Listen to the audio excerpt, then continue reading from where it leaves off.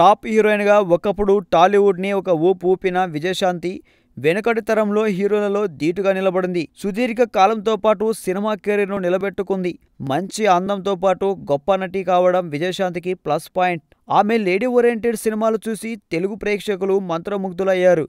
Cinema రంగంలో అద్భుతంగా రాణించిన విజయశాంతి రాజకీయ రంగంలో మాత్రం అటర్ ఫ్లాప్ అయ్యారు. సినిమాను దర్శకుడు నడిపిస్తాడు, అయితే పాలిటిక్స్ మాత్రం ఎవరివి వారే నడిపించుకోవాలి. అయితే సినిమాలో తన సత్తా ఏంటో నిరూపించుకున్న విజయశాంతి రాజకీయాల్లో చాలా వీక్ అని తేలిపోయింది.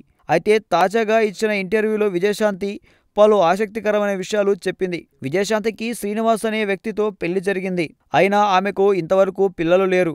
అసలు విషయం ఏంటంటే ఆమె కావాలనే తన జీవితంలో పిల్లలని కనకూడదని నిర్ణయించుకున్నట్లు తెలిపారు. ఎందుకంటే ప్రజాసేవకు జీవితం అంకితం చేయాలనే దృష్టిలో పిల్లల విషయాన్ని పక్కన పెట్టినట్లు తెలిపారు. అయితే ఆమె అంతగా త్యాగం చేసిన రాజకీయాల్లో మాత్రం ముందడుగులు వేయలేకపోయారు. అయితే ఈ మధ్య తమిళ రాజకీయాల వైపు చూస్తున్న విజయశాంతి తెలంగాణ పాలిటిక్స్లో మాత్రం సత్తా చాటం చాలా కష్టమని అందరికీ తెలిసిన విషయమే. ఈ వీడియో మీకు నచ్చినట్లయితే సబ్స్క్రైబ్ చేయండి. ఫిలిమి స్టార్స్ బోలెడంత న్యూస్ బోల్డ్గా.